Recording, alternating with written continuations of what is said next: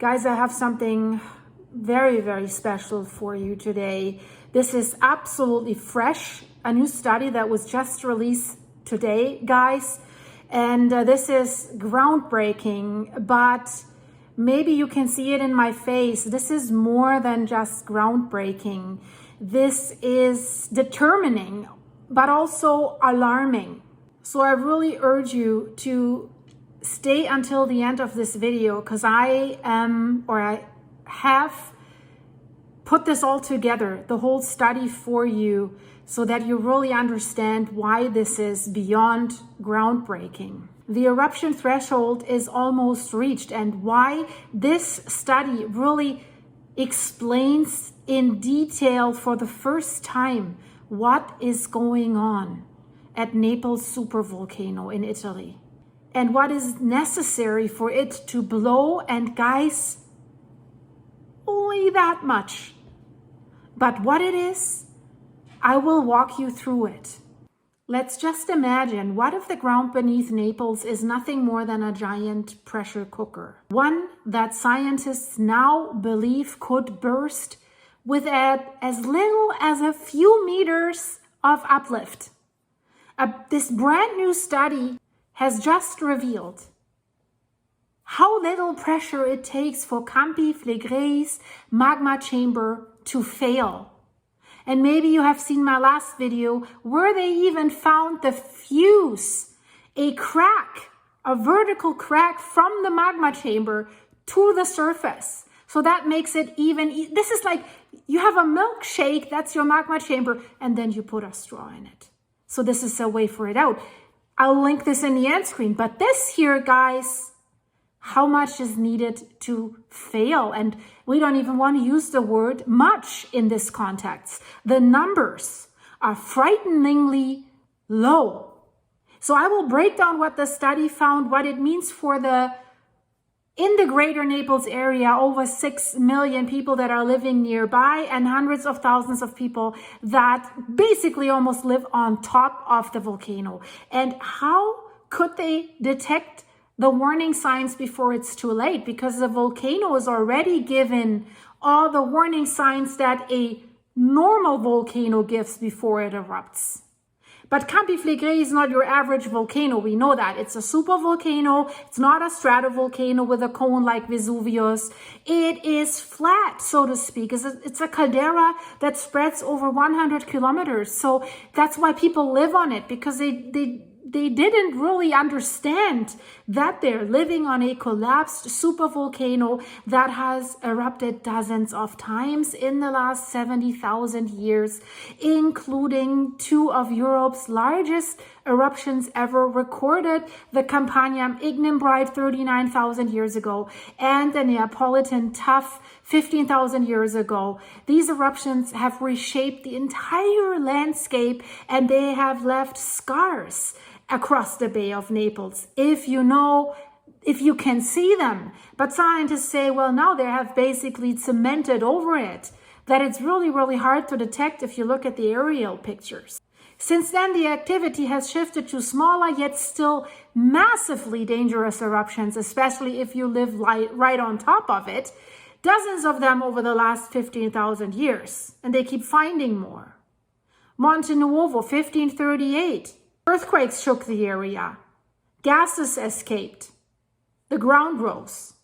All the signs that we have now, warning signs that magma was facing its way upward. And another study said this is similar what we're going through right now. So to answer, they're looking for the question, can we predict this eruption? Do we know how far we are? So to answer that, the researchers Jacopo Di Natale and Stefano Vitale looked back 3,900 years to the Nisida eruption. They have studied the fissures and the deposits that were left behind by this eruption. And then they reconstructed this underground volcanic plumbing system, where the magma came from, how much pressure it carried, and what it took for the crust to rupture. And we know the lid above Campi Flegrei, the crust is very, very unstable, brittle. So they need to find the threshold of the magma chamber, the magma chamber failure at Campi Flegrei. And imagine a magma chamber beneath one of the most densely populated regions on Earth. That's in Italy, that's the Naples areas, and a magma chamber so large it contains up to 150 cubic kilometers of molten rock, which is magma. And now imagine, or maybe imagine is the wrong word because this is reality, that this chamber can rupture not from a massive flood of magma coming in, but from an injection, barely a fraction of a cubic kilometer. So there is a breaking point of everything. If you blow up an air balloon, there's a breaking point. If it's very tight already, it only takes a teeny tiny thing and poof. This is what we're talking about here, guys. This is what you have to get into your head. This is what this study looked at, and they found the threshold. They found it. So a little tiny fraction is all that it may take to push Campi Flegrei from unrest into eruption. And this study reveals for the first time the exact pressure threshold for this magma chamber failure at this restless Italian supervolcano. Just yesterday, they announced that a new earthquake swarm had begun. Although I said it when we look at the list, this is basically continuously. Here's the list with the recent earthquakes as they keep going. But let's look at the first graphic of that study to really get something into our eyes. This is an aerial map of Naples with Campi Flegrei, with the caldera outline in glowing red. So basically, figure one that we're looking at here is the big picture. It shows us the entire caldera system of Campi Flegrei. You can see the old rims of these massive eruptions, these craters that are left. You can see the fault lines cutting across the crust and the locations of the more recent eruptions like Monte Nuovo. Monte Nuovo is still kind of the most visible feature in the whole Campi Flegrei area. You see it, that this is somewhat of a crater. And the key takeaway here from this graphic is depth. Most eruptions come from a magma reservoir about 5 to 7 kilometers deep. And another study last year confirmed there is a magma chamber, a shallow one, only at roughly 3.9 kilometers depth. So we have to imagine this magma chamber basically like a gigantic pancake, a pancake-shaped magma chamber that is lying beneath the city of Pozzuoli. They're directly on it. This is where we have the most ground uplift, most of the earthquake's epicenters, and increasing gas emissions, strongly increasing gas emissions. I just reported yesterday that the Bagnoli Beach is bubbling, is boiling. All of a sudden, this phenomenon showed up in an area where they haven't seen it before. It's coming out everywhere. It's coming out at a car dealership. It has melted a road repeatedly. I've reported about all that. You know that if you watch my channel on a regular basis. If you don't, I have a Campi Flegrei playlist. Go to my channel page, go to playlist, watch it, go to recent videos. So this pancake underneath Pozzuoli and the greater Naples area, sometimes if magma's trying to find a way to the surface, it stops on the way up to like 2 to 4 kilometers deep and it gets trapped before reaching the surface. This is what happened in the 1980s. If you look at this graphic here, it's called a magma intrusion. The caprock layer was strong enough to keep the lid on the pressure cooker. But since then, it is confirmed the lid on that pressure cooker has only a third of the strength left that it had in the 1980s when that incident was happening. When pressure builds up too much, cracks called dikes, they open up and they allow the magma to rush out. It's stretching the crust until it breaks, and then magma takes the way of least resistance, and poof, here we are.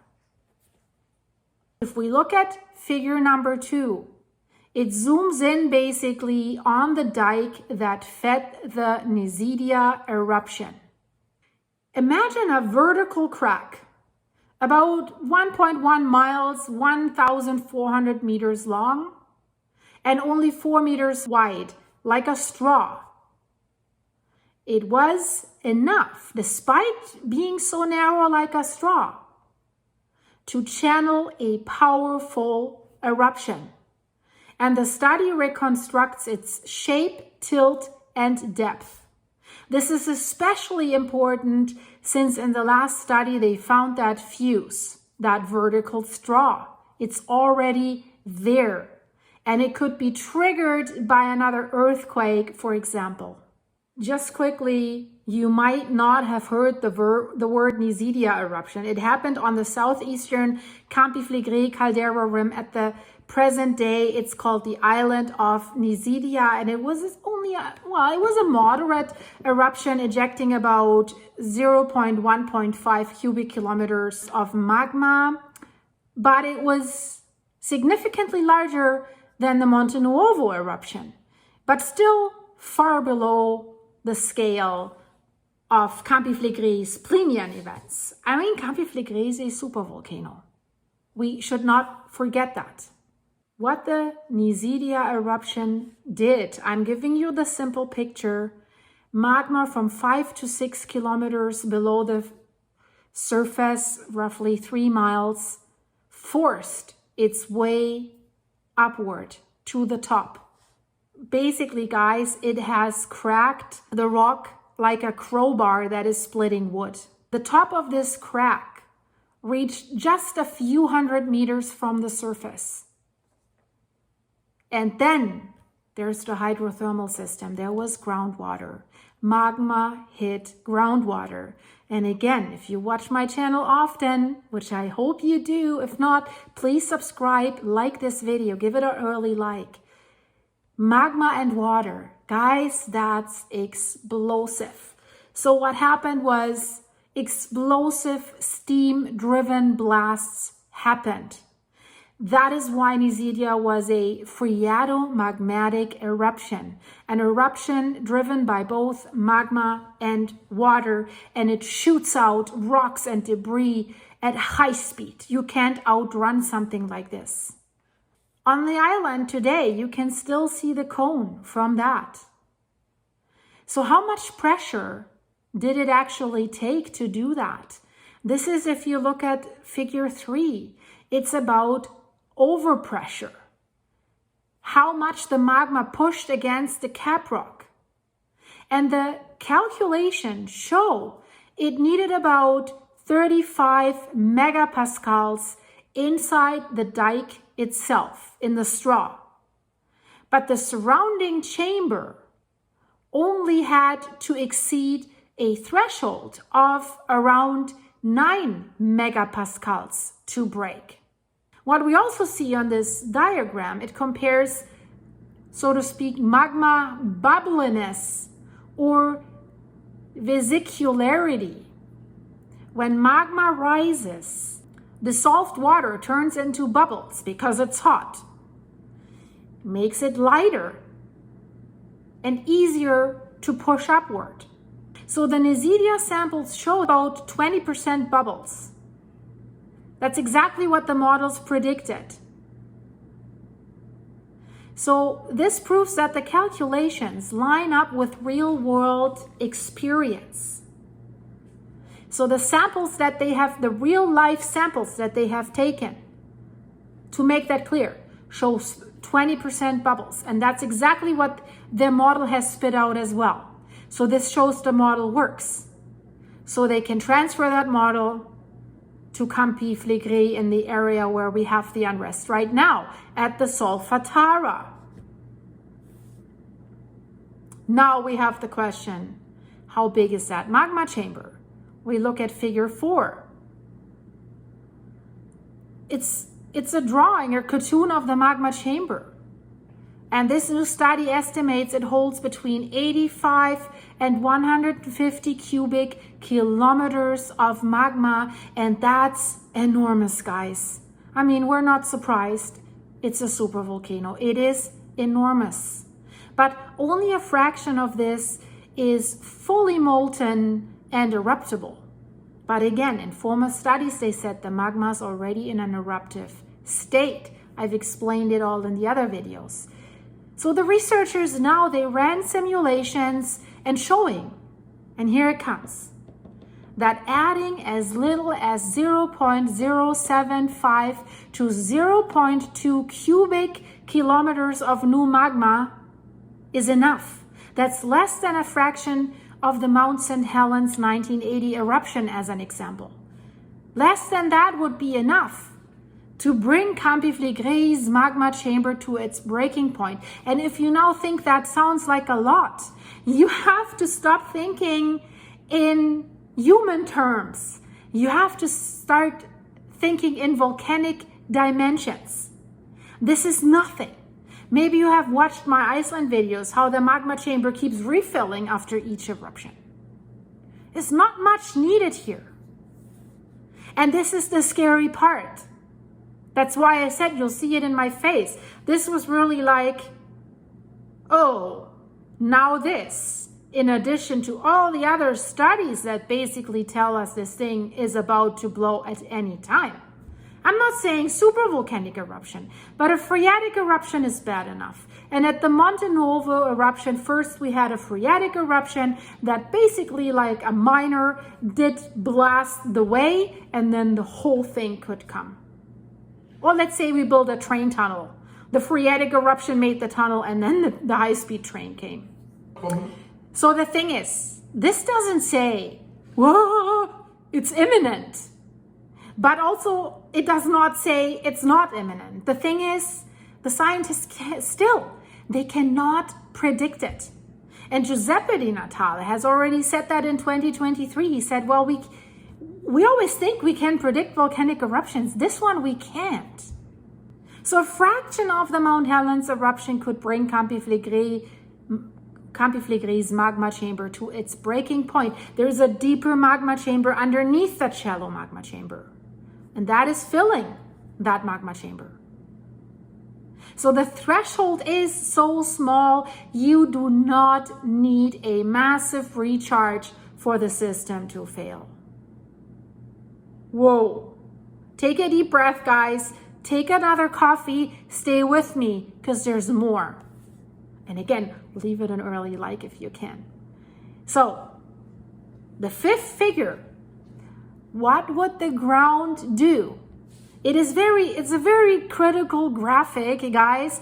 So let's have a look at this together, because it shows what we would see on the surface if the magma is recharging. Do we see something? If 0.1 to 0.2 cubic kilometers of new magma enters the shallow magma chamber at a depth of 3.9 to 4 kilometers, maybe 6 kilometers, the ground in Pozzuoli could rise by 1 to 2 meters. So right now it's rising 1.5 centimeters a month, but overall, of course, it has risen way more. We're getting closer to the 2 meter threshold, to the 2 meter bar, since this current unrest phase started in 2005. So 1 to 2 meters, they say, could Pozzuoli rise. That's different from the uplift that we see today, which fits a shallower source that is likely related to the hydrothermal system and smaller intrusions. So this means that scientists can distinguish whether the pressure is from shallow fluids or from deep magma that could actually lead to a magmatic eruption or to an eruption. So the shape of the uplift signal is basically the fingerprint. And the fingerprint doesn't match the current pattern yet, but it matches the pattern of the Monte Nuovo eruption. And figure 6 shows us the eruption zones. It maps where the eruptions have happened in the past, and some came from faults in the center, others came from the old caldera rim. Nisida was one of those rim eruptions, and we've seen recently earthquakes, large earthquakes with epicenters in unusual regions. So everyone's focused on Pozzuoli, which is the most likely area, but that's never guaranteed. So this is important if we look at the caldera rim eruption, because that proves that cracks around the edges can also serve as escape points for magma. So this means the next eruption doesn't have to happen in the center of the caldera, but it could. So this hidden magma chamber beneath Naples could be seconds away from popping open. For Campi Flegrei, this supervolcano caldera in Naples, this is a new scientific revelation that changes everything. So for millions of people that are living in the shadows or on this caldera, in my opinion, these findings offer a testable early warning signal that offers maybe a little bit of hope, and perhaps hopefully the crucial heads up before Naples pressure cooker blows. But everything can go very, very fast. So to open this dike, so to speak, the magma needs an overpressure of roughly 35 megapascals. That, if you are a car lover, that's roughly 350 times the pressure inside a car tire. But for a volcano, that is not much. That's the critical part. The surrounding rock at Campi Flegrei has a tensile strength of only about 4 to 9 megapascals. That's the actual rupture threshold of the magma chamber roof. In other words, once the pressure exceeds about 9 megapascals, the chamber breaks and the magma begins its journey upward. That means the magma chamber does not even need to be filled to the brim. It only needs that modest but critical pressure boost. And this kind of explains why Campi Flegrei's history is filled with also a lot of moderate-sized eruptions. Only a tiny fraction of the magma chamber volume ever needs to escape to the surface to create them. But guys, if that happens in Pozzuoli, we have disaster, absolute disaster, to make that clear. I want to go back again to the 1980s and compare it with today's Brady seism. So 1980s are best explained by a source at 3 to 4 kilometer depth, Monte Nuovo eruption in 1538 and the Nisida eruption were preceded by deformation consistent with something at a depth of 6 kilometers. So now, if both sources, the shallow geothermal pressurization and the deeper magma recharge, if they act together, their deformation fields overlap, and that means the signal of a coming eruption could be detected as a widening of the uplift pattern beyond today's localized deformation. And here's why the findings get urgent, guys. Since 2018, the fumarole gases at the Campi Flegrei have shown anomalous hydrogen sulfide and isotopically light sulfur consistent with volatile, rich, mafic magma arriving at around a depth of 6 kilometers. That's exactly the depth of the chamber modeled in this study. Do you get what this study is hinting at? The problem is with this study, and that's what the scientists are saying, and that makes it even more scary. Yeah, the magma recharge could already be happening silently without the instruments that they currently have catching it. it may be occurring just below the threshold of current instruments. That's the problem. Most eruptions at Campi Flegrei in the last 4,400 years were small to moderate, but all were fed from the same shared magma reservoir at a depth of 5 to 7 kilometers. So only rarely did the system produce larger eruptions, which is good. But usually when caldera faults or collapses allowed more magma to escape, then we've seen larger eruptions. So this makes Campi Flegrei right now both more predictable and unpredictable. Predictable in that the same thresholds repeat, unpredictable in how fault structures or shallow magma pockets may complicate the outcome. But this study, guys, is a breakthrough. For the first time, we have a real number. Basically, a pressure range, recharge volume, and geodetic fingerprint. And recharge volume, if you've watched my Iceland videos, that magma chamber, the shallow one, they knew how much was coming out in each eruption. So they were able to calculate, okay, how much is needed until it blows again. So they knew the recharge volume and they were giving warnings. It has reached the volume that it had when the last eruption happened. We have these numbers now. Not that precise, but we do have a better picture, guys. A geodetic fingerprint, that's what it is called. This can help distinguish ordinary unrest from the tipping point towards an eruption. But here comes the sobering reality, guys, that we still have to face despite all these studies. Campi Flegrei doesn't need a gigantic injection of magma to erupt. We know that. That's why it's difficult. Just a modest recharge at a depth of 5 to 7 kilometers could be enough. And in one of the world's most urbanized areas where millions of people live on or inside the caldera, catching that transition in time is absolutely crucial, but also so difficult. Guys, share this video to spread awareness. I hope you liked it. Check out the videos in the end screen. Go to my channel start page, click on videos, click on recent. Then you see what recently all happened. Landslides, mega tsunamis, 1,700 feet, crazy things. But also check my Campi Flegrei playlist.